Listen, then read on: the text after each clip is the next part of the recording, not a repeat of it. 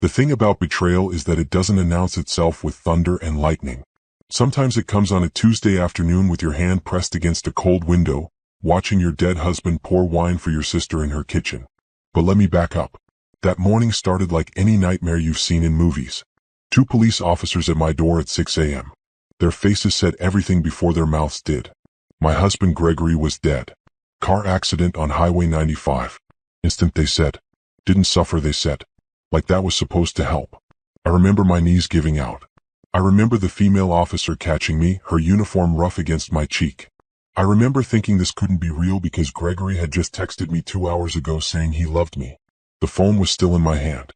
I showed them the message like it was proof he couldn't be dead. They gave me a card for a victim services counselor. They told me someone from the medical examiner's office would contact me. They told me how sorry they were. Then they left, and I was alone in our apartment with the morning sun coming through the blinds like nothing in the world had changed. The next 3 days blurred together. Phone calls. Paperwork. My sister Amber holding me while I cried. My best friend Yvonne bringing food I couldn't eat. Gregory's mother flying in from Atlanta, her face aged 10 years in 10 hours. Everyone kept saying how strong I was being. How well I was holding up. I wasn't holding up anything. I was floating in some dark space between reality and nightmare, waiting to wake up. The funeral was set for Friday. I picked out his suit, the navy one he wore to our wedding anniversary dinner. I wrote an obituary that didn't capture even 1% of what I thought our marriage was. I chose flowers. White roses. Gregory always said white roses meant new beginnings. The irony would hit me later. Thursday night I couldn't sleep. I sat on our bed, surrounded by sympathy cards, trying to figure out how to exist in a world without him. We'd been married for 7 years. Together for 9. He was supposed to be my forever. My phone buzzed at 11:30. Unknown number. I almost didn't look, but something made me pick it up. The message had no words. Just an address. Amber's address. And then, check the backyard window. Trust me. My hand shook. This had to be spam. Some sick scam targeting grieving widows. I should delete it. Block the number. Go to sleep. But I didn't. I got dressed. Jeans, hoodie, sneakers. I felt crazy doing it. What was I doing? My husband's funeral was in 12 hours and I was driving across town because of an anonymous text message. Except my gut was screaming at me. That same gut feeling I'd been ignoring for months. Those late nights Gregory said he was working. The new cologne. The way he'd started showering as soon as he got home. The credit card bill with charges at restaurants I'd never been to. I'd pushed it all down. Told myself I was paranoid. Told myself he loved me. Told myself I was lucky to have him. Amber's house was dark when I pulled up. Her car was in the driveway. And next to it, another car. A dark sedan that made my heart stop because I knew that car. I knew that license plate. It was Gregory's car. The car that was supposed to be a crushed wreck on Highway 95. I sat in my car for 5 minutes trying to make sense of it. Maybe they'd towed it here? Maybe Amber was dealing with his things? There had to be an explanation. I got out. The street was quiet. 1 a.m. in a suburban neighborhood where everyone was asleep. I walked up the driveway, my heart beating so loud I could hear it in my ears. The house was dark except for a light in the back. Kitchen maybe. I went around the side, through the gate Amber never locked, into her backyard. I could hear voices. Laughing. The kitchen window had the blinds half open. I crouched behind her rose bushes, the thorns catching my hoodie, and I looked inside. Gregory stood by the counter. Alive. Not a scratch on him. He wore jeans and a t-shirt I'd bought him for his birthday. He was pouring wine into 2 glasses, smiling at something Amber said. My sister sat at the kitchen table, her feet tucked under her, wearing one of those silk robes she loved. She looked happy. Relaxed. They looked like a couple having a normal evening at home. I watched my dead husband hand my sister a glass of wine. I watched her stand up and wrap her arms around his waist. I watched him kiss the top of her head, casual and familiar, like they'd done this 1,000 times. My legs gave out. I sat hard on the ground, dirt and dead leaves under me, one hand clamped over my mouth to keep from making a sound. This wasn't real. This couldn't be real. But it was. It absolutely was. Gregory took out his phone. Even from outside I could see his face change. Serious now. He showed Amber something on the screen. She read it, then burst out laughing. The sound carried through the window, clear and bright. The insurance company confirmed? Amber said. They're really going to pay out? My blood turned to ice. 500,000, Gregory said. His voice. God, his voice. I'd been crying over his voice for 3 days, thinking I'd never hear it again.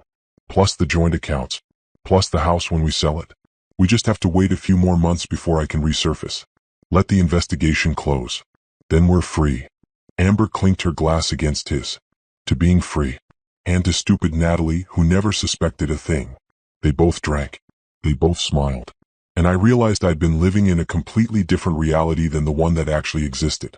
I pulled out my phone with shaking hands. I opened the video camera. And I recorded everything I could, crouched in my sister's backyard, while my dead husband and my only sister celebrated destroying my life. When I had enough, I backed away slowly, got to my car, drove home on autopilot, my mind completely blank. I walked into our apartment. Gregory's clothes were still in the hamper. His coffee cup was still in the sink from Tuesday morning. The sympathy cards were still all over the bed. I sat down at the kitchen table as the sun started to rise. Friday morning.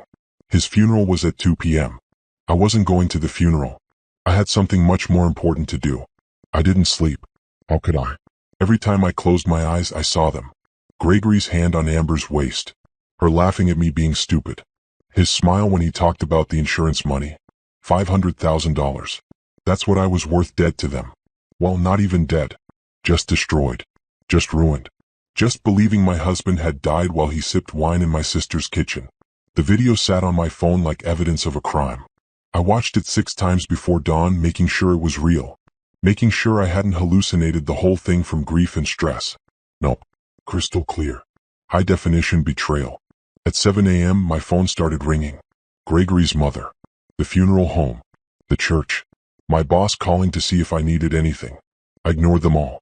I needed to think. The smart play was to go straight to the police. Show them the video. Get Gregory arrested. Watch this whole scam fall apart. But something stopped me. Maybe it was rage.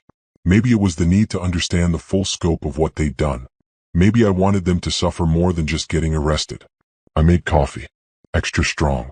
My hands were steady now. The shock was wearing off and something else was sliding into place. Something cold and clear. I pulled up my laptop and started searching. Private investigators in the city. I found one with good reviews and a website that didn't look shady. Jerome Patterson, former police detective. I called the number. He answered on the 3rd ring. Patterson Investigations. I need to hire you, I said. Today. Right now. There must have been something in my voice because he didn't ask questions. I can meet you in an hour. Coffee shop on 5th and Main. I'll be there. I changed clothes. Black dress for the funeral I wasn't attending. Pearls Gregory bought me for Christmas. I looked at myself in the mirror and barely recognized the woman staring back. 24 hours ago, I was planning my husband's funeral. Now I was planning something else entirely. Jerome Patterson was a big man, early 50s, with gray at his temples and eyes that looked like they'd seen everything. We sat in the back corner of a mostly empty coffee shop. He ordered black coffee. I ordered something sweet I wouldn't drink. Tell me what's going on, he said. So I did. All of it. The police at my door. The funeral planning. The mysterious text. Finding Gregory alive. The video on my phone. I showed him the recording. He watched it twice, his face giving nothing away. Do you know who sent you that text? He asked. No idea. Someone who knew what was happening and wanted you to know. He sat back. Could be a friend. Could be someone with a conscience. Could be someone who wants to see them go down. Doesn't matter right now. What matters is what you want to do. I want to know everything, I said. I want to know how long this has been going on. I want to know who else is involved. I want every piece of evidence we can get. And then I want them destroyed. Jerome smiled. It wasn't a nice smile. I can work with that. But you need to understand something. If we do this right, you can't react. You can't confront them. You have to play the grieving widow perfectly until we're ready to move. Can you do that? I thought about Amber holding me while I cried. About Gregory's mother calling me her daughter. About everyone at that funeral service this afternoon who would believe he was really gone. Yes, I said. I can do that. Good. I'll need access to your bank accounts, credit cards, phone records. Anything Gregory had access to.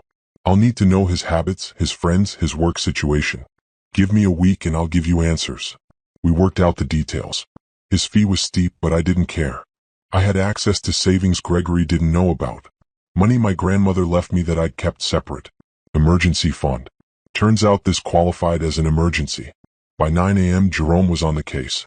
By 10 a.m. I was back home, getting ready for a funeral I had no intention of attending. Yvonne called. "Honey, I'm outside. Let me drive you to the church." "I can't do it," I said, letting my voice break. "Not hard." Everything felt broken. "I can't see him in that casket, Yvonne. I can't." "Oh, sweetie." She sounded close to tears herself. "No one would blame you. This is too much. Do you want me to come up? Sit with you?" "No. I just need to be alone. Please, tell everyone I'm sorry." She promised she would. She promised to check on me later. She told me she loved me. I wondered if Amber would even notice I wasn't there, or if she'd be too busy texting Gregory about how everything was going according to plan. I spent the afternoon going through every piece of paper in our apartment. Bank statements, credit card bills, insurance policies. Gregory was good, I'd give him that. Everything looked normal on the surface. But when you knew what to look for, cracks started showing. A withdrawal of $5,000 3 months ago. Gregory said it was for a work trip. There was no work trip on his calendar. Charges at a hotel downtown. He said it was for his friend's bachelor party. I never met that friend. A new life insurance policy he'd taken out 6 months ago, right before his company offered voluntary increases. $500,000 like he'd said, with me as the beneficiary. I'd signed the papers without thinking twice because why wouldn't I trust my husband? That's what they'd counted on. Trust. Well, the fact that I'd never suspect the two people I was closest to would team up to destroy me. My phone buzzed. Text from Amber. "I'm so sorry you couldn't make it to the funeral. It was beautiful. Gregory would have loved it. Come over tomorrow? I don't want you to be alone." I stared at those words until they stopped making sense. Then I typed back, "Thank you. Tomorrow sounds good. I love you." Her response was instant. A heart emoji. I put the phone down before I threw it across the room. By evening, Jerome called. I pulled Gregory's phone records. "You need to see this." He sent me a file. Dozens of calls between Gregory and Amber. Not just in the last week. Not just in the last month. Going back 2 years. Hundreds of calls. Thousands of texts. 2 years. They'd been planning this, or at least involved with each other, for 2 years. I'd been living a complete lie for 2 years. "There's more," Jerome said. "I found the medical examiner who signed Gregory's death certificate. Guy named Russell Hobbs. Turns out he's got some gambling debts. 10 grand at an illegal casino downtown. Debt was paid off 4 days ago. Cash. Gregory paid him," I said. "That's my guess. I'm working on getting proof. Also looking into the accident report. Something's not right about it. Photos look staged. Timing is convenient. I'll have more for you in a few days." After he hung up, I sat in the dark apartment and felt something shift inside me. The grief was still there. Not for Gregory dying because he wasn't dead, but for the Gregory the first thought I knew. That man was dead. He'd never existed in the first place. What was left was just anger. Pure, cold, clarifying anger. And anger, I was learning, was so much more useful than grief. I moved through the next week like an actress in a play I didn't audition for. Grieving widow in the apartment. Accepting casseroles from neighbors who looked at me with pity. Thanking people for sympathy cards. Crying at appropriate moments. At night, I met with Jerome and learned exactly how deep this betrayal went. "The accident was definitely staged," Jerome said, spreading photos across the table of the coffee shop that had become our regular meeting spot. "See this? The car they used was already damaged. Bought it from a salvage yard 3 weeks ago. Registered under a fake name. They drove it to that spot on Highway 95, called it in as an accident, and Gregory disappeared before first responders arrived." "But the body," I said. "The police said there was a body.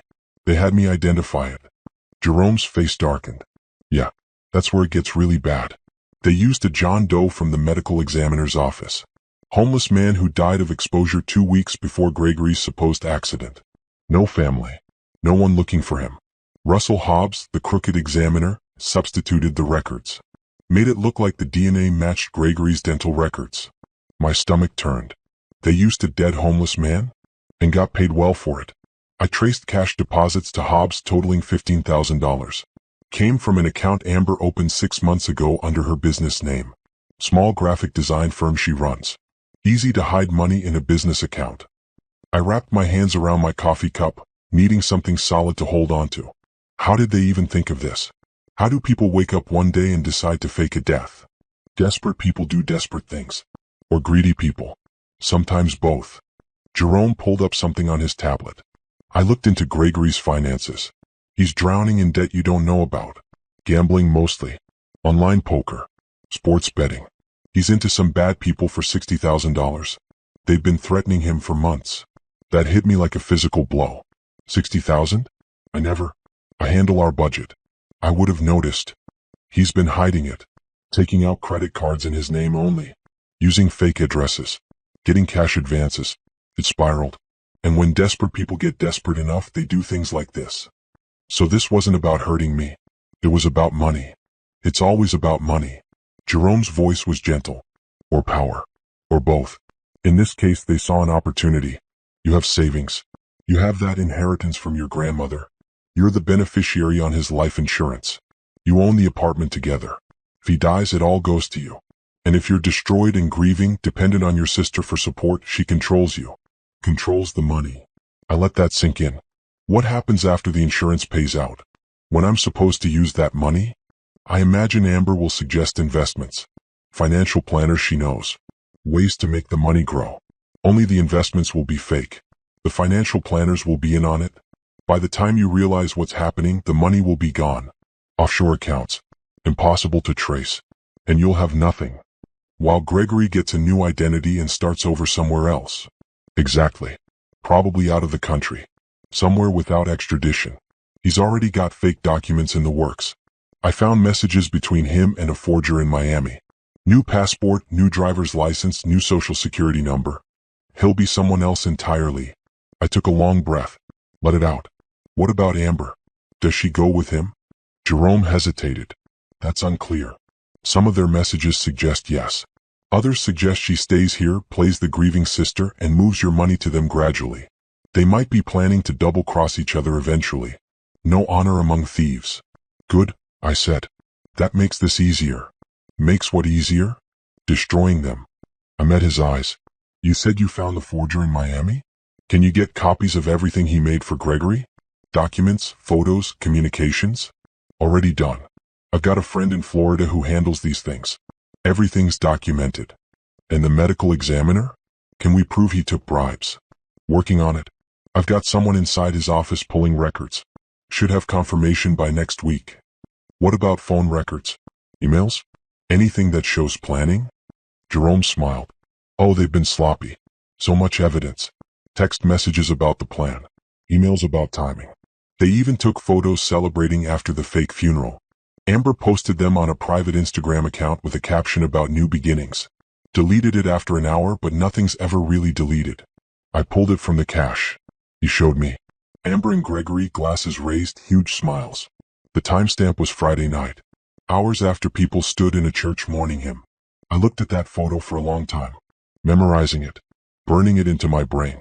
How much time do we need? I asked. For what? To build a case that puts them both in prison for a long time. Jerome sat back, studying me. You sure that's what you want?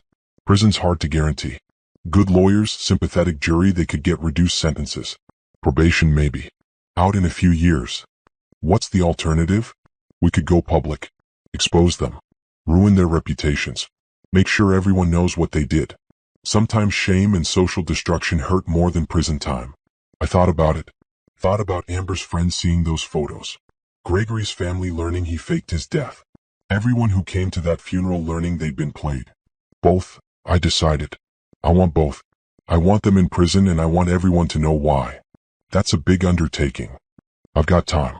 And money. And motivation. I pulled out my phone, opened my banking app. I'm going to move everything I can into accounts they can't access. Every penny. I want them to think they're getting the life insurance payout and then realize they're getting nothing. That'll make them desperate. Desperate people make mistakes. Good. I want them making mistakes. I want them panicking. And when they panic enough to slip up, we'll be there to catch them. Jerome nodded slowly. All right. But you need to be careful. If they suspect you know anything, they could run. Disappear. We'd never find them. They won't suspect. I'm the stupid, grieving widow, remember? I'm so broken I can't even function. I need my sister's help with everything. I smiled and it felt sharp. I'll be so convincing they'll never see it coming. Over the next 3 days, I did exactly that. I opened new accounts at a different bank. Transferred funds slowly in amounts that wouldn't trigger alerts. I moved stocks and bonds. I called my job and asked for a leave of absence, citing grief. My boss was sympathetic, told me to take all the time I needed. I needed time, but not for grieving. I needed time to dismantle my life with Gregory so thoroughly that when this all came out, he'd get nothing. I met with a lawyer. Not the family lawyer Gregory's mother suggested. A new one. Sharp, expensive, specializing in fraud cases. Patricia Monroe. Early 40s, dressed like she meant business, with a reputation for never losing. I told her everything. Showed her everything. The video. Jerome's investigation. All of it. She listened without interrupting. When I finished, she leaned back in her chair and smiled. This is the most clear-cut case of insurance fraud I've seen in 15 years, she said. Add conspiracy, forgery, identity theft, bribery of a government official. If we play this right, they'll both be looking at 10 to 20 years. Minimum. How do we play it right? Let them make the first move. Let them file the insurance claim. Let them think it's working. Then we hit them with everything at once. Federal charges, state charges, civil suits. Bury them in so much legal trouble they'll never dig out. How long until they file? Usually about 30 days after death. They'll want to wait long enough that it doesn't look suspicious, but not so long that the insurance company starts asking questions. My guess is they'll file in the next 2 weeks. And we just wait? And we document everything. Every communication. Every move. We build a case so airtight that no defense attorney in the world can crack it. She pulled out a contract. I'll need a retainer. 20,000. This is going to be complicated. I signed without hesitation. 20,000 now for justice later? Worth every penny. That night, Amber came over with Thai food and that same sympathetic face she'd been wearing all week. How are you holding up? She asked, unpacking containers of pad thai and spring rolls. I don't know, I said, letting my voice waver. Some moments I forget he's gone. I'll think of something I want to tell him and reach for my phone. Then I remember and it hits me all over again. Amber hugged me. Her perfume was different. Something expensive and new. Probably bought with money she'd skimmed from somewhere. It's going to get easier, she said. I promise. Time helps. Time helps. Like she knew. Like she wasn't counting down the days until the insurance paid out. We ate dinner. She told me about her work, some big client she'd landed. Kept checking her phone and smiling at messages. Probably Gregory, texting her from wherever he was hiding. You should come stay with me for a while, she said. This apartment has too many memories. It's not healthy being here alone. Maybe, I said. I just feel close to him here. Like if I leave, I'll lose the last pieces of him. Her face did something complicated. Almost looked guilty. Almost looked human. Well, whenever you're ready, she said. My door's always open. After she left, I found the listening device Jerome had given me stuck under my coffee table. Tiny thing, barely visible. Amber had planted it while I was in the bathroom. They were monitoring me, making sure I was staying broken and clueless. Perfect. Let them listen. Let them hear exactly what I wanted them to hear. I picked up my phone and called Yvonne. Put it on speaker. Loud enough for the device to catch every word. I can't stop crying, I told her. I miss him so much. I don't know how to do this. Yvonne's voice was gentle and sad. She didn't know she was part of the performance. One day at a time, honey. That's all you can do.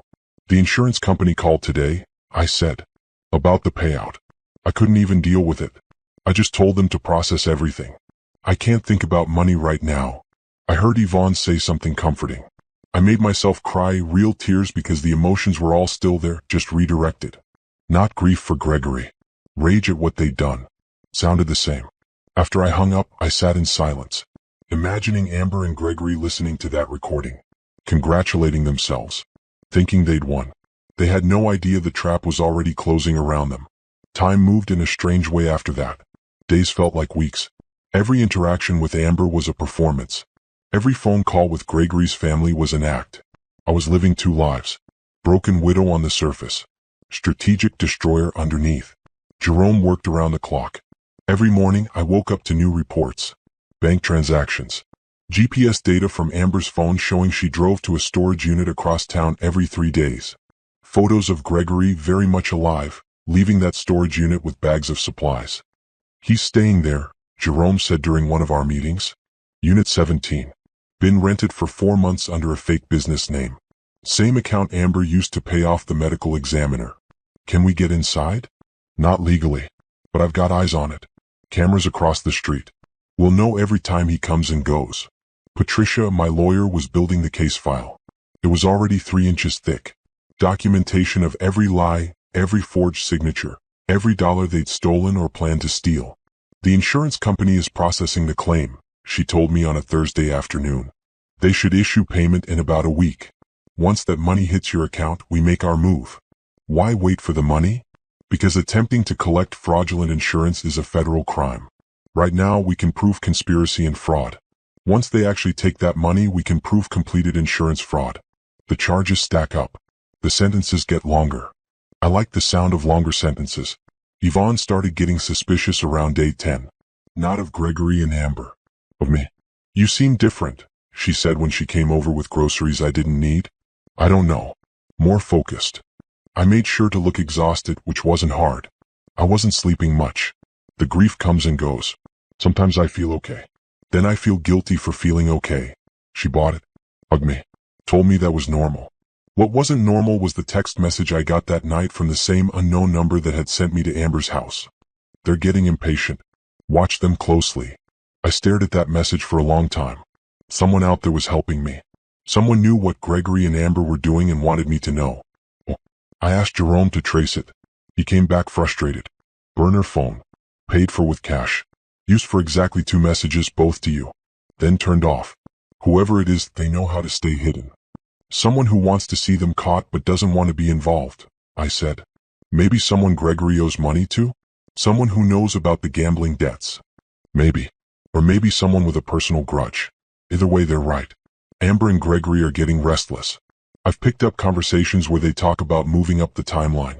They don't want to wait the full 60 days before Gregory resurfaces. What's the rush? The people he owes money to are getting aggressive, threatening him. Even in hiding, they found him. He needs to pay them off and get out of the country fast. This was it. The pressure point. The place where desperate people made fatal mistakes. Let them rush, I said. Let them panic. The more mistakes they make, the easier our job gets. But I had to be careful. Had to make sure they still saw me as the easy mark. The broken widow who wasn't paying attention. I called Amber the next day. I need your help with something. The insurance company needs me to sign papers. I can't read them. The words just blur. Can you come over and help me? She was at my door in 20 minutes. Eager. Ready to help her stupid sister sign away her future. I let her read through the papers. Let her explain what they meant in simple terms, like I was a child who couldn't understand. Let her pat my hand and tell me it was all going to be okay. Once this money comes through, we'll invest it somewhere safe, she said. I know a financial advisor. Really good. He'll make sure you're taken care of. I bet he would. Taken care of right into an offshore account I'd never see again. Thank you, I said, signing the papers with a shaking hand. I don't know what I'd do without you. She hugged me. That's what sisters are for. After she left, I allowed myself 5 minutes to shake with rage. 5 minutes to imagine all the ways I wanted to make her suffer. Then I pulled myself together and called Patricia. Papers are signed. How long until the money transfers? 3 to 5 business days. I've already alerted the FBI. They'll be ready to move the moment we give the word. FBI. Federal charges. This was real now. This was happening. I spent the next 3 days in a strange state of calm. Like standing in the eye of a hurricane. Chaos on all sides, but in the center, perfect stillness. I cleaned the apartment. Packed up Gregory's things in boxes labeled for donation. Each shirt, each pair of shoes, each stupid knick-knack he'd collected. Every item a reminder of a life that had been a complete lie. His mother called. Have you thought about what you'll do with the apartment? It might be too hard to stay there. I'm thinking about it, I said. No decisions yet. I'd already decided. I was keeping the apartment. Gregory's name was on the deed, but legally, dead men don't own property. It would transfer to me entirely. One more thing he'd lose. The insurance money hit my account on a Tuesday morning. $500,000. I watched the number appear on my banking app and felt nothing. It was just digits. It meant nothing except evidence. I called Patricia. It's done. The money's here. Perfect. Don't touch it. Don't move it. Let it sit there. We need to give them time to make their next move. I didn't have to wait long. Amber called that afternoon. The money came through. Oh honey, I'm so happy for you. I mean, I know it doesn't bring Gregory back, but at least you'll be financially stable. I don't want it, I said, forcing tears. I'd give every penny back to have him here. I know, sweetie. I know. But he'd want you taken care of. Listen, I'm coming over. We need to talk about next steps. Financial planning. Making this money work for you. She arrived with her financial advisor. A man named Tom Preston. Slick suit. Fake smile. Handshake like a dead fish. He spread papers across my coffee table. Investment opportunities. Trust funds. Complicated words designed to confuse. If you put the full amount into this diversified portfolio, he said, we're looking at significant returns. 12 to 15% annually. It was all lies. Jerome had already looked into Tom Preston. Not a real financial advisor. Fake credentials. Partner in Amber and Gregory's scheme. The money would go into an account he controlled, then disappear. It sounds good, I said slowly, but it's a lot to process. Can I think about it? Amber's smile tightened. Of course, but don't wait too long. These opportunities don't stay available forever. I bet they didn't. After they left, I called Patricia. They made their move. Fake financial advisor. Tried to get me to sign over the full amount. Did you sign anything? No. Good. We're almost ready. FBI wants to move this week. You okay with that? I thought about everything they'd done. The fake death. The funeral. The manipulation. The sister I thought I knew planning to rob me blind. The husband I'd loved turning out to be a complete stranger. More than okay, I said. Let's end this. That night, I got another text from the unknown number. Just 3 words. Justice is coming. I typed back, who are you? No response. The number went dark again. But they were right. Justice was coming. And it was coming fast. The memorial service was my idea. A month after Gregory's death, a gathering to celebrate his life. I told everyone I needed closure. Needed to say goodbye properly since I'd missed the funeral. Really, I needed Gregory to see how thoroughly he'd fooled everyone. Needed him to feel safe and confident. Needed him cocky enough to make one last mistake. We held it at a community center near our apartment. 50 people showed up. Gregory's family. Our friends. People from his work. Amber, of course, playing the supportive sister. And somewhere outside, in a car with tinted windows, Gregory watched through the cameras Jerome had set up. I knew he was there. Jerome confirmed it an hour before the service started. I wore black. The same dress from the funeral I'd skipped. Pearls. Hair pulled back. I looked like grief in human form. Thank you all for coming, I said to the gathered crowd. My voice broke in the right places. Gregory was everything to me. My best friend. My partner. The love of my life.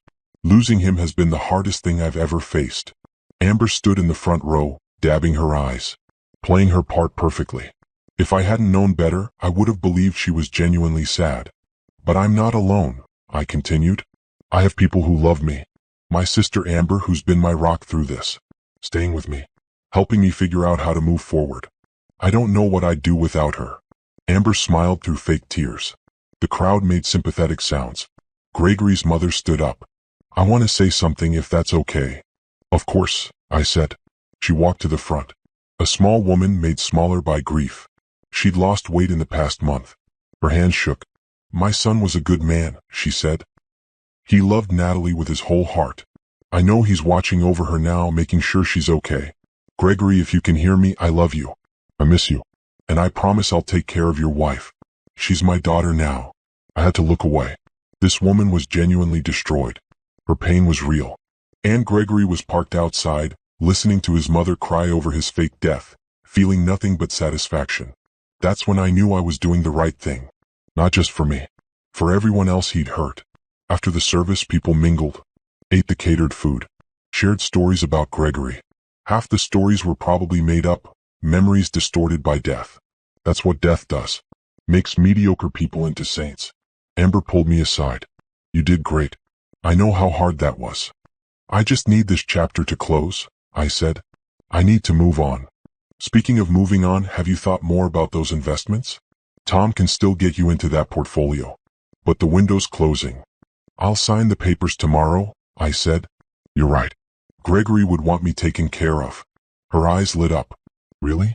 Oh honey, that's such a good decision. You won't regret it. I wouldn't. But she definitely would. Yvonne cornered me near the dessert table. How are you really doing? Better than I was, I said. Some days are harder than others. I worry about you. You seem so calm. Sometimes grief comes out sideways, you know? Delayed.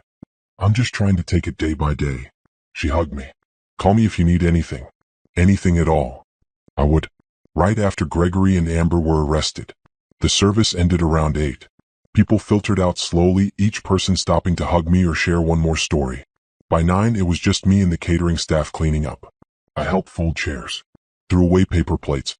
Normal tasks that felt surreal. Like being an actress who forgot to step off stage.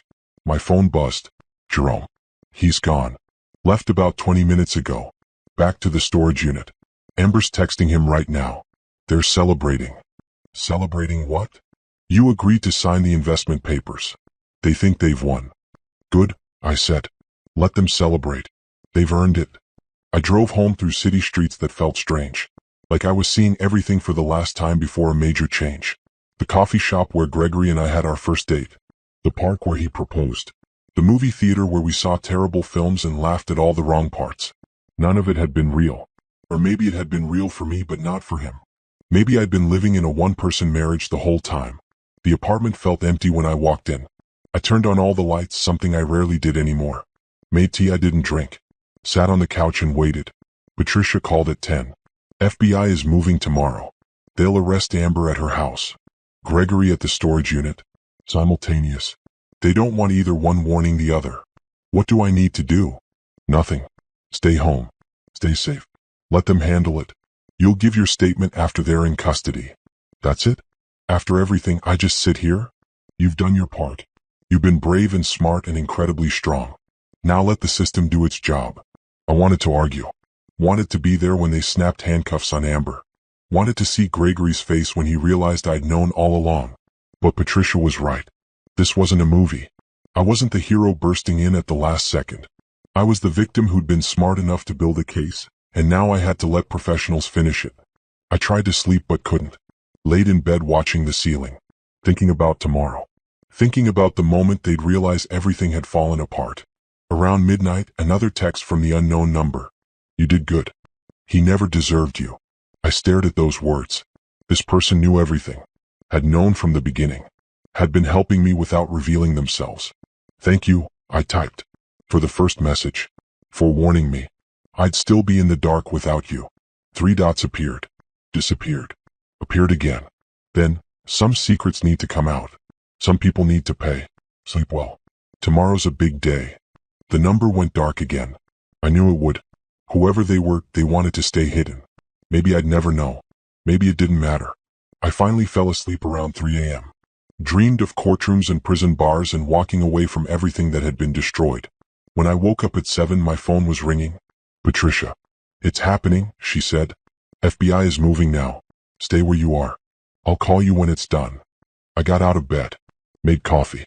Turned on the TV to a news station, even though I knew it was too early for this to hit the news. Then I waited. And waited. At 8:30 my phone rang again. Patricia. I answered on the first ring. We got them, she said. Both of them. Amber's in custody. Gregory's in custody. No complications. They never saw it coming. I sat down hard. What happens now? Now they get arraigned. They'll try to make bail, but with charges this serious and evidence of flight risk, the judge will deny it. They'll stay in custody until trial. Which, given the evidence we have, shouldn't take long. When do I have to testify? Not for a while.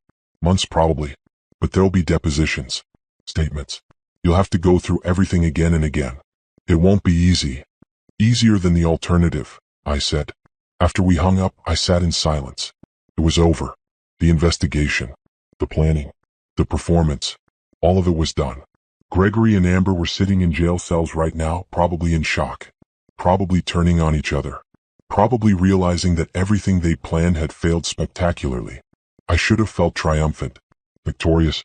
Instead, I just felt tired. My phone rang again. Gregory's mother. I almost didn't answer, but I knew I had to. Natalie? Her voice was confused.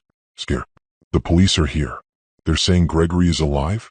That he faked his death? This doesn't make any sense. I know, I said softly. I just found out myself. I'm sorry. I'm so sorry. She started crying. Not gentle tears. Harsh, broken sobs. How could he do this? To you? To me? I mourned my son. I buried him. You didn't bury him, I said. That's the problem. I don't know who was in that casket, but it wasn't Gregory. She made a sound like her world was ending. Maybe it was. I have to go, she said. I need to process this. I need to understand. Call me if you need anything, I said, knowing she probably never would. I was tied to her son's crime now, a reminder of his betrayal. By noon it hit the news. Local station first, then national. Local man fakes death in insurance scheme. Sister involved. My phone exploded. Texts, calls, voicemails. Everyone who'd been at that memorial service yesterday, who'd cried over Gregory's memory, now learning it had all been a lie. I turned off my phone, closed the blinds, sat in the dark apartment and let myself finally feel everything I'd been holding back. Not grief. Not anymore. Just anger and relief mixing together into something I didn't have a name for. It was done. They were caught. Justice was coming. And I never had to pretend to be the grieving widow ever again. The media storm lasted a week. News vans parked outside my apartment. Reporters knocking on my door. My face on TV with captions like, "Widow discovers husband faked death," and "Sister betrayal shocks community." I stayed inside. Ordered groceries delivered. Ignored phone calls from numbers I didn't recognize. Jerome hired security to keep reporters off my doorstep. Patricia handled press inquiries. Ms. Harris is cooperating fully with authorities and requests privacy during this difficult time. Ms. Harris. My maiden name. I'd started using it again immediately. Dropped Gregory's name like the burden it was. Natalie Harris. The woman I'd been before I met him. I was going back to her. On day 8, the news cycle moved on to someone else's tragedy. The vans left. The reporters found new victims. I could finally breathe. Yvonne was the first person I let into the apartment. She brought wine and chocolate and didn't ask questions. Just sat with me on the couch while I told her everything. I knew something felt off, she said when I finished. The way you were acting at the memorial. Too controlled. Too perfect. I thought maybe you were on medication or something. I was acting, I said. The performance of my life. You should have told me. I could have helped. I couldn't risk it. If you knew, you might have acted differently. They were watching. Listening. Everything had to look real. She squeezed my hand. You're the strongest person I know. You know that, right? I didn't feel strong. I felt hollowed out. But I smiled anyway. The next step was rebuilding. Not just my life, but me. The person I'd been for 7 years was built around Gregory. His schedule. His preferences. His needs. Who was I without him? I didn't know. So I started exploring. I joined a gym. Not one of those intimidating places with bodybuilders and protein shakes. A small studio that offered yoga and kickboxing. The kickboxing felt good. Hitting something felt good. I started taking on freelance graphic design work again. I'd quit my job during the grief period, but I needed something to do. Needed projects. Needed to create something that was mine. The first few clients came through Yvonne's connections. Small jobs. Logo designs. Website headers. But word spread. I was good at this. I'd forgotten how good. Within a month, I had more work than I could handle. Within 2 months, I was making more money freelance than I had at my old job. I redecorated the apartment. Everything that reminded me of Gregory went into storage or got donated. New couch. New dishes. New paint on the walls. Bright colors instead of the neutral tones Gregory preferred. Turns out I liked yellow. Liked turquoise. Liked my space feeling alive. My lawyer, Patricia, became something like a friend. We met for coffee once a week to discuss the case, but also just to talk. She told me about her divorce 5 years ago. How she'd rebuilt herself from nothing. You're doing it right, she said. Focusing on yourself. Not jumping into another relationship. Taking time. I don't think I want another relationship, I said. Not for a long time. That's healthy. Trust your gut. My gut had been wrong about Gregory. Wrong about Amber. But maybe it was learning. 3 months after the arrests, I ran into someone at a coffee shop. Literally ran into him. I was walking backwards while on my phone, and collided with someone carrying 2 large coffees. I'm so sorry, I said, watching coffee splash on the floor. No problem, he said. I've got terrible spatial awareness anyway. He was smiling. Kind eyes. Late 30s maybe. Wearing work clothes. Paint-splattered jeans. Construction boots. We cleaned up the mess together.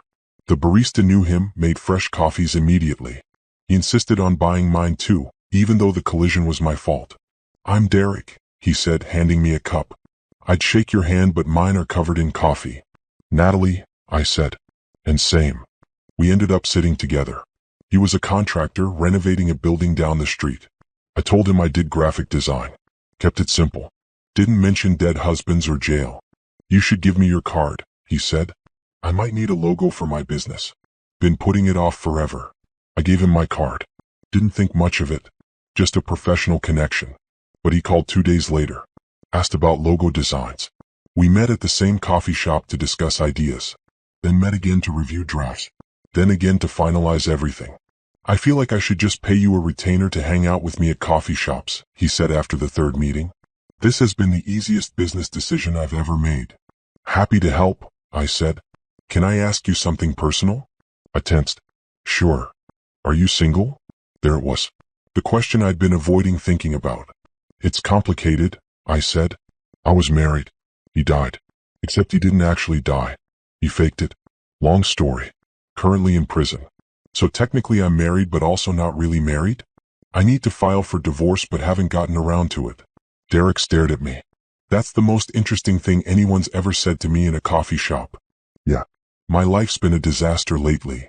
Sounds like it. I'm sorry. Don't be. I'm better off. He nodded slowly. Okay. Different question then. When you're ready, whenever that is, would you want to get dinner? Not coffee. Actual food. No business talk. Just two people eating and talking.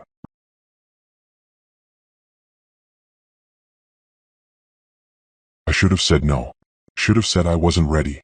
Should have protected myself from more potential pain. But he had kind eyes. And I was tired of being afraid. Give me your number, I said. When I'm ready, I'll call you. He wrote it on a napkin. Old-fashioned. I like that. I didn't call him for another month. Spent that time in therapy, talking through trust issues and betrayal and how to know when someone's lying. My therapist was practical and no nonsense. Didn't coddle me. You're never going to have guarantees, she said. People can lie. People can hurt you. But you can't live your whole life afraid of that.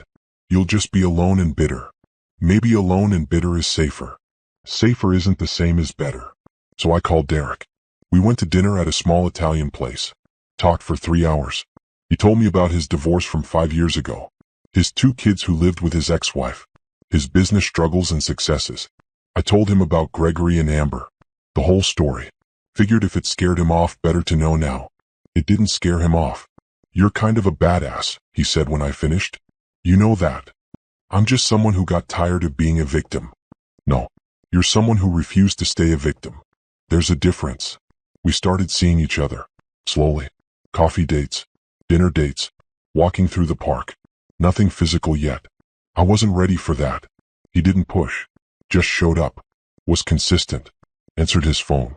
Did what he said he'd do. Revolutionary concepts, apparently. The trial date got set for 6 months out. Patricia said it would probably be continued, delayed. These things took time. Gregory tried to contact me from jail. Letter after letter. I threw them away unopened. Didn't care what he had to say. Amber tried to. Asked to see me. Asked if I'd visit. Asked if we could talk. I never responded. You don't owe them closure, Patricia said. You don't owe them anything. She was right. I owed them less than nothing. 4 months after the arrests, I officially filed for divorce. Grounds: fraud, abandonment, imprisonment. Pretty clear-cut. Gregory didn't contest it. What could he say? The divorce was finalized in 30 days. Fastest divorce in history, probably. I got everything. The apartment. The savings. All of it. Gregory got a prison cell. Fair trade. I kept designing. Kept building my business. Started hiring other designers. Turned it into a real company. Harris Design Studio. My name. My work. My success. Derek met my friends. Met Yvonne, who grilled him like he was applying for the FBI. He passed her test. That meant something. I met his kids. 2 girls ages 8 and 10. They were shy at first. Unsure of this new woman in their dad's life. I didn't try to be their mother. Just tried to be someone nice. Someone they could trust. Slowly they warmed up. Life wasn't perfect. Some days I was angry. Some days I mourned what I thought my marriage was. Some days I wanted to scream at the universe for putting me through this. But most days were okay. Some days were good. A few days were even great. I was learning to be happy again. Learning to trust again. Learning that not everyone was like Gregory and Amber. Most people, it turned out, were just trying to do their best. Just trying to be good. just trying to not hurt the people they loved. Novel concept. Pretrial motions stretched on for months. Every time we thought we had a court date, Gregory's lawyer would file something new. Request to suppress evidence. Request to separate trials. Request to move venues. All denied, but it ate up time. They're stalling, Patricia explained during one of our regular meetings. Hoping you'll get tired. Hoping witnesses will disappear or forget details. Standard defense tactic when the evidence is overwhelming. I'm not getting tired, I said. I know. But they don't know that. Amber got a different lawyer than Gregory. Smart move on someone's part. Their interests weren't aligned anymore. Both were trying to throw the other under the bus. Jerome showed me transcripts from their separate interrogations. Amber claimed Gregory had manipulated her. Said she didn't know about the fake death until after it happened. Said she was scared of him, feared for her safety if she didn't go along. All lies, proven by the text messages and emails we had. Gregory claimed Amber planned everything. Said she was the mastermind. Said he was the victim of her scheming. Also lies. Let them turn on each other, Patricia said. Makes our job easier. I focused on my life. My business grew. I hired 3 more designers and rented small office space. Brought Yvonne on board to handle client relations. She was perfect at it. Charming. Organized. No nonsense. Derek and I fell into an easy rhythm. Dinner twice a week. Movies on weekends. His kids stayed over every other week. I taught them basic graphic design. They taught me about whatever kids were into these days. Some game with blocks and mining. I didn't understand it, but I tried. You're good with them, Derek said one night after the girls had gone to bed. They're good kids. They like you. That means a lot. I wasn't trying to replace their mother. Wasn't trying to be anything except present and kind. Turns out that was enough. Gregory's mother stopped calling. Stopped trying to maintain contact. I understood. How do you reconcile loving your son with knowing what he did? Some puzzles don't have solutions. Yvonne and I took a trip to Miami for a design conference. 3 days of workshops and networking. First vacation I'd taken in over a year. We sat on the beach one evening watching the sunset, drinking something fruity with too much rum. You seem happy, Yvonne said. Really happy. Not fake happy. I realized. That's weird, right? After everything? Not weird. Human. You survived something terrible and came out stronger. That's what strong people do. I don't feel strong. You never do when you're the one being strong. That's how it works. The trial date finally got locked in. No more delays. 8 months after the arrests, we were going to court. Patricia prepped me for testimony. We practiced for hours. She played the defense attorney, asking horrible questions designed to shake me. Isn't it true you wanted your husband dead? No. Isn't it true you were having an affair? No. Isn't it true you're doing this for revenge, not justice? No. I'm doing this because they committed crimes. Multiple crimes. And they need to face consequences. Over and over until my answers were automatic. Until nothing could rattle me. Jerome testified at pretrial hearings. Presented all his evidence. The recordings. The photos. The financial records. The defense tried to poke holes, but there were no holes to poke. Everything was airtight.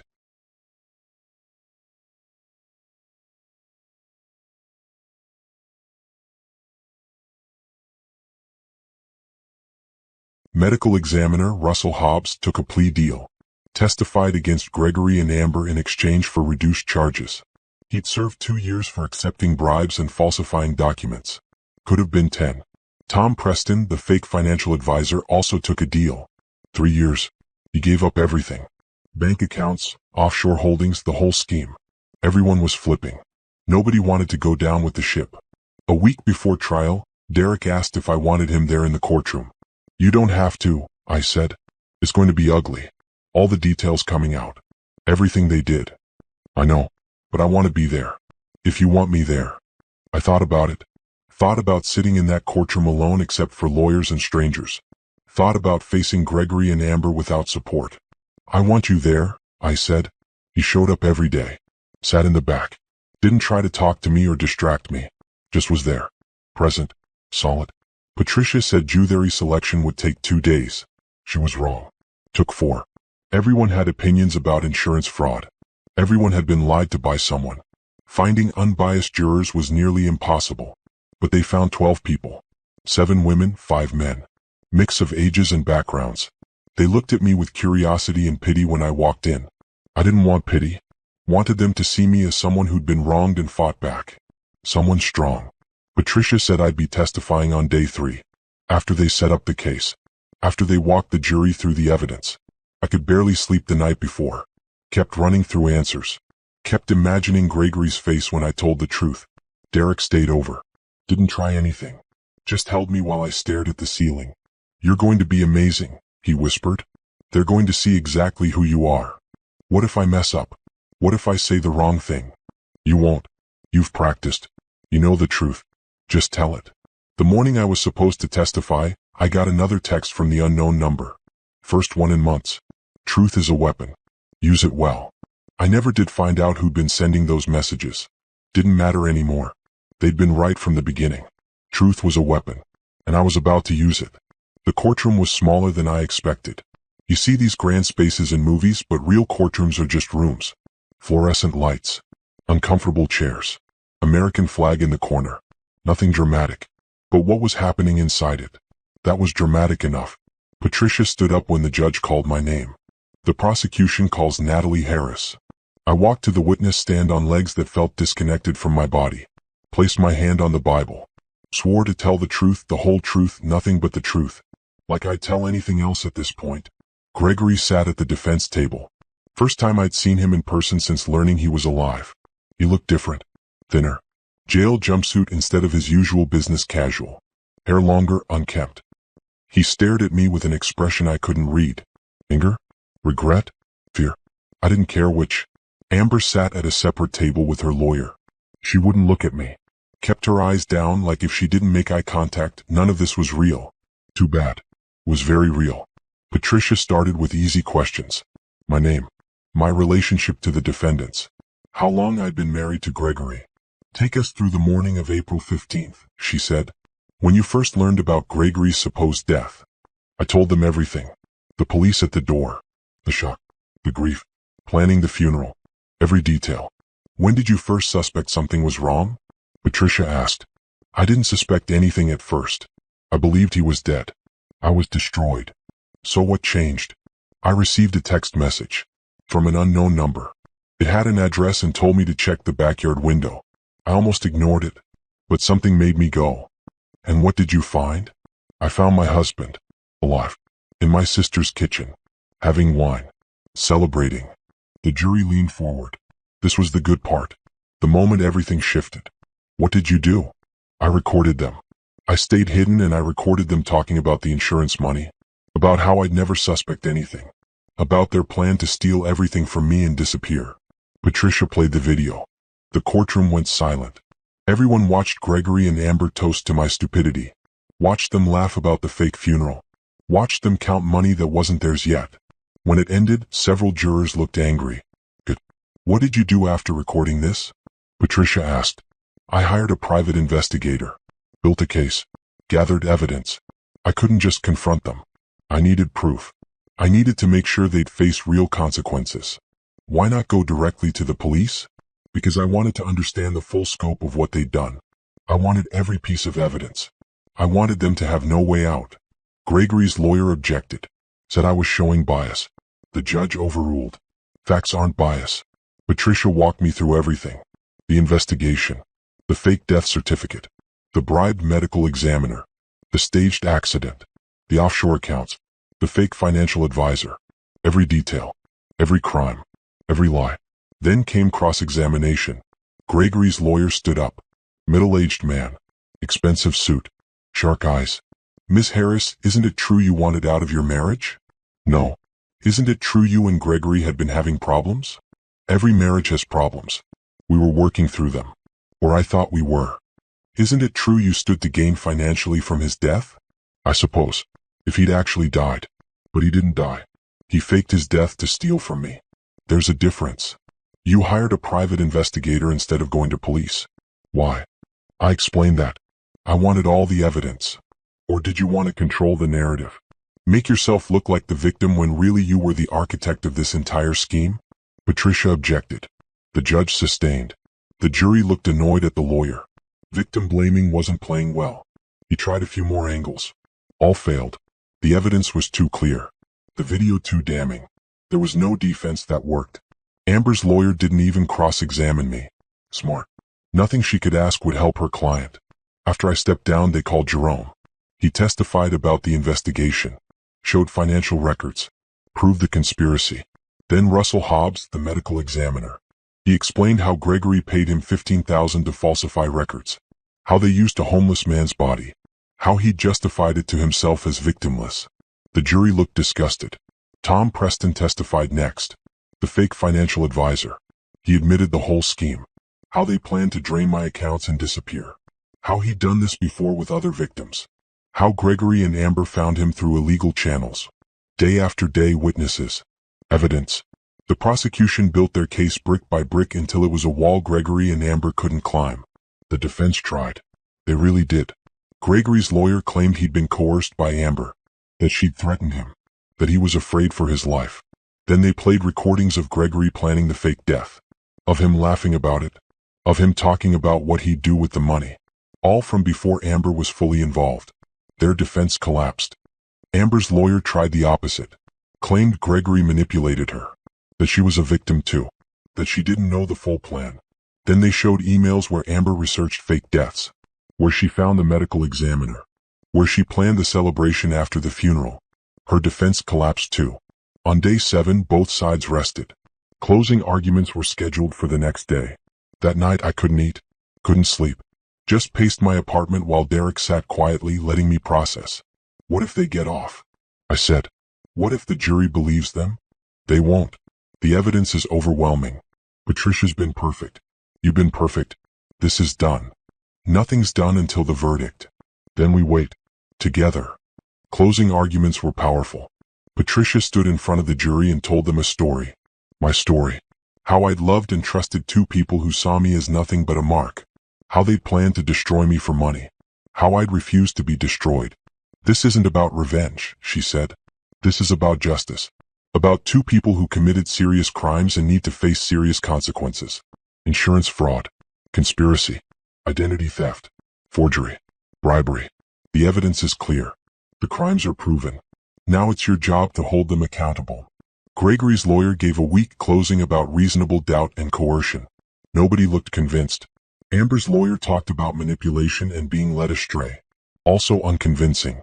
The judge gave instructions. The jury left to deliberate. And we waited.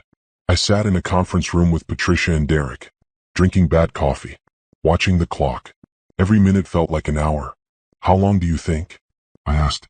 Could be hours. Could be days. Depends on the jury. It took 6 hours. When the call came that they'd reached a verdict, my heart nearly exploded. We rushed back to the courtroom, packed in with everyone else. Media, spectators, Gregory's family, people who'd come to watch justice happen. The jury filed in. Nobody looked at the defense table. That was a good sign. Patricia had told me that. When the jury won't look at the defendants, it means they're about to convict. Has the jury reached a verdict? The judge asked. We have, Your Honor. On the charge of insurance fraud in the first degree, how do you find? Guilty. On the charge of conspiracy to commit fraud? Guilty. On the charge of identity theft? Guilty. Guilty. Guilty. Guilty. 12 counts total. Guilty on every single one. For both of them. Gregory's face went white. Amber started crying. Their lawyers asked for bail pending sentencing. Denied. Flight risk. They'd stay in jail until sentencing, which wouldn't happen for another 2 months. Procedures. Protocol. All the ways justice moved slowly. Outside the courtroom, reporters swarmed. Patricia gave a statement. I stood next to her, silent, letting her speak. Justice was served today. 2 people who thought they could destroy an innocent woman's life for financial gain have been held accountable. We're grateful to the jury for their service and attention to this case. Reporters shouted questions. I didn't answer any. Just walked to Derek's car and let him drive me home.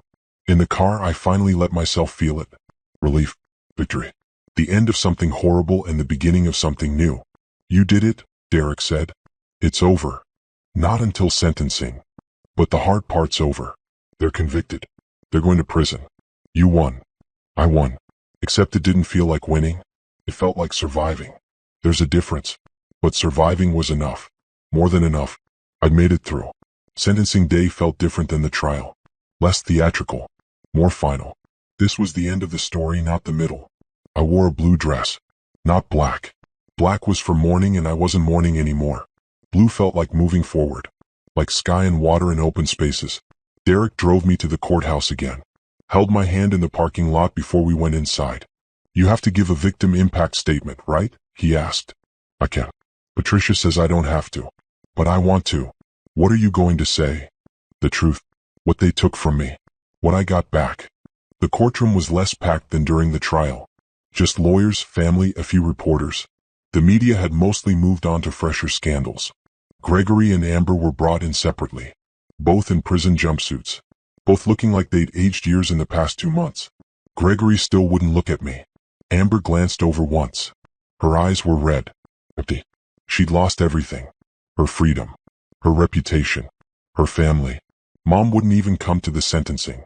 Couldn't bear to see both her daughters on opposite sides of justice. The judge called the court to order.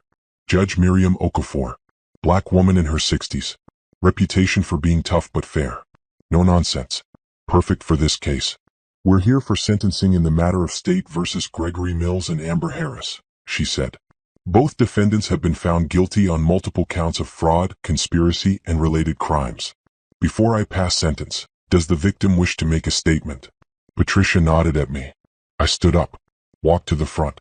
My hands shook but my voice stayed steady. Your Honor, thank you for the opportunity to speak. My name is Natalie Harris.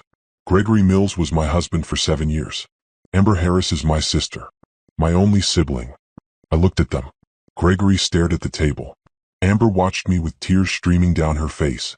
These two people didn't just commit fraud. They didn't just steal money. They stole my sense of reality. My ability to trust. My belief that the people closest to me actually cared about me. Deep breath. Keep going. Gregory made me believe he was dead. I grieved for him. Genuine, painful grief. I planned his funeral. I comforted his mother. I cried myself to sleep thinking about all the years we'd never have together. And he was alive the whole time. In my sister's house. Laughing about how stupid I was. My voice cracked but I didn't stop. Amber held me while I cried. She told me everything would be okay. She helped me plan the memorial service. And the entire time she was planning to rob me blind. To take everything my grandmother left me. Everything I'd worked for. She looked me in the eye and lied. Over and over. With a smile. The courtroom was silent. They thought I was weak. Thought I'd never figure it out. Thought even if I did, I'd be too destroyed to fight back. They were wrong. I turned to face them directly. I'm not weak. I'm not destroyed. I survived you. I built a life without you. A better life. I'm successful. I'm happy. I'm surrounded by people who actually love me. While you both sit in prison, I'll be out there living. That's my justice. I turned back to the judge. Your Honor, I ask that you sentence them to the maximum allowed by law. Not for revenge. For accountability. So they understand that actions have consequences. And so other people who might think about doing something like this know the cost. I sat down. Patricia squeezed my shoulder. Derek gave me a small smile from the back row. Gregory's lawyer asked for leniency. Talked about Gregory's difficult childhood. His gambling addiction. His mental health struggles. All the reasons he deserved mercy. Judge Okafor listened without expression. Amber's lawyer did the same. Talked about Amber being led astray. Being manipulated. Being younger and less experienced. All excuses. The judge wasn't buying any of it. I've reviewed the evidence extensively, she said. I've read the pre-sentencing reports. I've considered the impact on the victim and the severity of the crimes. These were not crimes of passion or desperation. These were calculated, premeditated crimes designed to destroy another person's life for financial gain. She looked at Gregory. Gregory Mills, you faked your own death. You used a deceased homeless man's body. You bribed a government official. You committed insurance fraud. You conspired to steal from your wife. You showed no remorse until you were caught. For your crimes, I sentence you to 15 years in federal prison, followed by 5 years of supervised probation. You will pay full restitution to the insurance company and to Ms. Harris. You will have no contact with the victim for the rest of your life. 15 years. Gregory's face went even whiter. His lawyer started to object, but the judge held up a hand. I'm not finished. She turned to Amber. Amber Harris, you betrayed your own sister. You helped plan and execute this fraud. You attempted to steal her inheritance. You showed no remorse. You deserve no leniency. I sentence you to 12 years in federal prison, followed by 5 years of supervised probation. Same restitution. Same no-contact order. 12 years. Amber broke down. Full sobbing. Her lawyer put an arm around her, but she shook it off. This court is adjourned, the judge said. Guards came to take them away. Back to prison. Where they'd stay for over a decade. Where they'd have plenty of time to think about what they'd done. Gregory finally looked at me as they let him out. I couldn't read his expression. Didn't care to try. Amber mouthed, "I'm sorry," through her tears. Too little. Way too late. I stood up and walked out of the courtroom. Reporters waited outside, but I didn't stop. Patricia handled them while Derek and I went to the parking garage. In the car, I finally let myself cry. Not sad tears. Relief tears. Exhaustion tears. It's finally over tears. Derek let me cry on his shoulder without saying anything. Just held me while I shook. "They're going to prison," I said when I could speak. "It's really over. It's really over. 15 years. 12 years.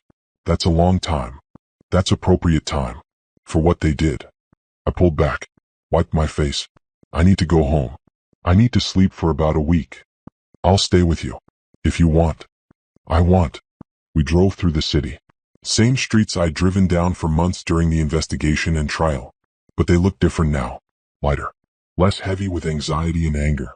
At home, I changed into comfortable clothes. Matey. Sat on my yellow couch with Derek next to me. My phone buzzed.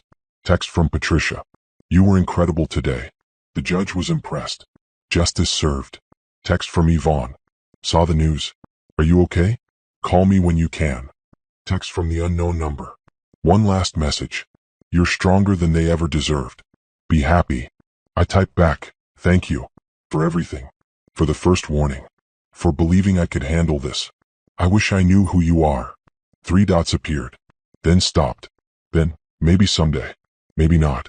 Doesn't matter. What matters is you're free. The number went dark for the last time. I showed Derek. Still don't know who's been helping me. Does it matter? Not really. They were right. I'm free. Freedom felt strange. For months I'd been focused on the case. On justice. On making sure Gregory and Amber paid for what they did. Now that it was done, I had to figure out what came next. What came next was life. Real life. The kind where you make plans and build things and trust people and take risks. The kind where betrayal is possible but so is love. Scary. Exciting. Both at once. "What do you want to do now?" Derek asked. "Right now? Sleep. Tomorrow? Start living." I like that plan. We sat together while the sun went down. Didn't talk much. Didn't need to.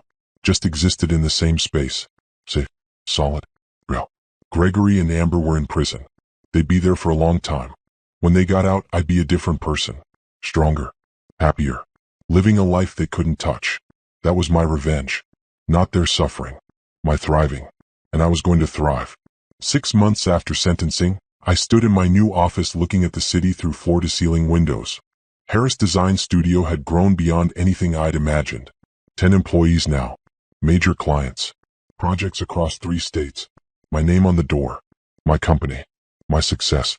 Built from the ashes of destruction. Built from the ruins of lies. Built by me.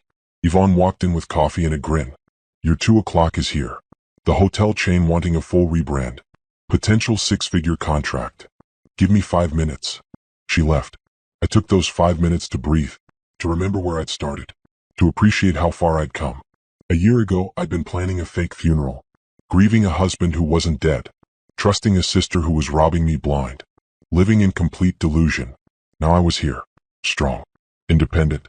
Running a successful business. Surrounded by genuine people. Dating someone who showed up consistently and didn't lie. Revolutionary concept. Honest people exist. Derek and I had been together for 8 months. Taking it slow. No rush. His daughter spent weekends at my apartment sometimes. We cooked together. Watched movies. Played board games. Normal family stuff. Normal felt incredible after the chaos. We hadn't said "I love you" yet. Both of us were cautious. Both had been burned. But it was there. Growing. Real. I wasn't afraid of it anymore. The hotel meeting went well. They loved our pitch. Signed a contract that would keep us busy for the next year. After they left, the team celebrated with champagne someone had stashed in the office fridge. To Natalie, Yvonne said, raising her glass. Who built this company from scratch and doesn't take nonsense from anyone? Everyone cheered. I felt my face heat up. Praise still made me uncomfortable. Working on that. That evening I drove to the gym. My kickboxing class had become a routine. 3 times a week. The physical release helped, punching away stress and trauma and residual anger. After class, sweaty and exhausted in the best way, I checked my phone. Text from Derek. Dinner at my place? Girls want to show you something they made. I smiled. Typed back, be there in an hour. At Derek's house, his daughters met me at the door. Both talked at once about a science project they'd worked on. Something about volcanoes and chemical reactions. I listened, asked questions, let them be excited. Derek cooked pasta while I helped the girls set the table. Domestic. Simple. The kind of evening I'd thought I wanted with Gregory but had been living a lie. This was real. This mattered. After dinner, after the girls went to bed, Derek and I sat on his back deck with wine. Stars overhead. Quiet suburban night sounds. Peaceful. I got a letter from my lawyer today, I said. Amber's requesting early release. Good behavior. Prison programs. All that. How do you feel about that? I don't care. Whether she's out in 10 years or 12 doesn't change my life. She's out of it either way. No contact. None. Restraining orders permanent. She can't call, can't write, can't come near me. Same with Gregory. Good. We sat in comfortable silence. I'd learned silence with Derek wasn't uncomfortable. Wasn't something to fill with nervous chatter. Just was. Can I ask you something? He said eventually. Sure. What do you want? Long term. For your life. I thought about it. Really thought. I want to keep building my business. I want to create beautiful things. I want to be surrounded by honest people. I want to be happy. Not fake happy. Real happy. The kind that comes from inside, not from outside validation. That's good. That's healthy. What do you want? Similar things. I want my business to grow. I want my kids to be okay. I want someone in my life who gets me and doesn't play games. He looked at me. I want you in my life. If you want to be in mine. My heart did something complicated. Fear and hope mixing together. I do, I said. Want to be in your life. I'm just scared. Of trusting. Of getting hurt again. I know. I'm scared too. But I think we have something worth risking scared for. He was right. We did. Okay, I said. Let's risk it. He kissed me. Soft. Sweet. No pressure. Just present. I kissed him back. Life kept moving forward. Projects finished. New clients hired us. The business grew. I hired a business manager to handle operations so I could focus on design work. The thing I actually loved. I bought a house. Small. 2 bedrooms. Backyard with a garden I had no idea how to maintain. But it was mine. Not an apartment I'd shared with Gregory. Mine. Derek helped me move in. His daughters picked out paint colors for the guest room. Yellow and turquoise. Bright and happy. Like my new life. I visited Mom for the first time in months. She'd been caught in the middle of everything. Her daughters on opposite sides. She looked older. Tired. But she hugged me tight. I'm sorry, she said. For what Amber did. For not seeing it. For everything. It's not your fault. She was my daughter. I should have known.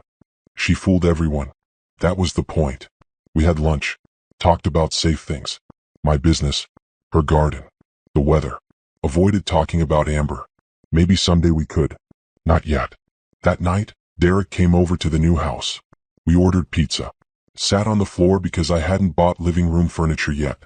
Laughed about me being a successful businesswoman who didn't own a couch. I love you, he said. Casual. Like he'd said it 100 times. I froze. First time he'd said it. You don't have to say it back, he added quickly. I just wanted you to know. I love you too, I said. And meant it. Really meant it. He grinned. Kissed me. We ended up staying up late talking about the future. Moving in together eventually. Maybe. His girls' reactions. Timeline. Being careful but also being brave. A year to the day after Gregory's fake death, I woke up in my own house next to someone who loved me. Sunlight through windows I'd picked out. Yellow walls I'd chosen. Life I'd built. I thought about where I'd been. Sitting in my old apartment watching the world end. Thinking I'd never be okay again. I thought about the journey. The investigation. The trial. The victory. All of it. I thought about Gregory and Amber in prison. Paying for their crimes. Learning consequences. Living with what they'd done. and I felt nothing. Not anger, not satisfaction, not anything. They were part of my past, not my present, not my future. Just something that happened, something I survived, something that made me stronger but didn't define me. I was defined by what I built after they tried to destroy me. The business, the relationships, the happiness, the trust I'd rebuilt slowly and carefully. That's who I was now. Not a victim, not even a survivor. Just me, Natalie Harris, designer, businesswoman, girlfriend, friend, person who refused to let betrayal make her bitter. Derek stirred next to me, opened his eyes, smiled. "Morning," he said. "Morning. What do you want to do today?" I thought about it, about all the possibilities, about the life stretching out ahead of me, full of potential, full of hope. "Live," I said. "I just want to live. I can work with that." We got up, made breakfast, talked about nothing important, laughed at something on TV, planned the weekend. Normal things, beautiful things. Out there somewhere, Gregory and Amber were waking up in prison cells, eating prison food, living with locks and guards and consequences. I was waking up in my own house, free, happy, surrounded by love. I won, not because they lost, because I chose to build something better than revenge. I chose life, real life, honest life, beautiful life, and that life was just beginning.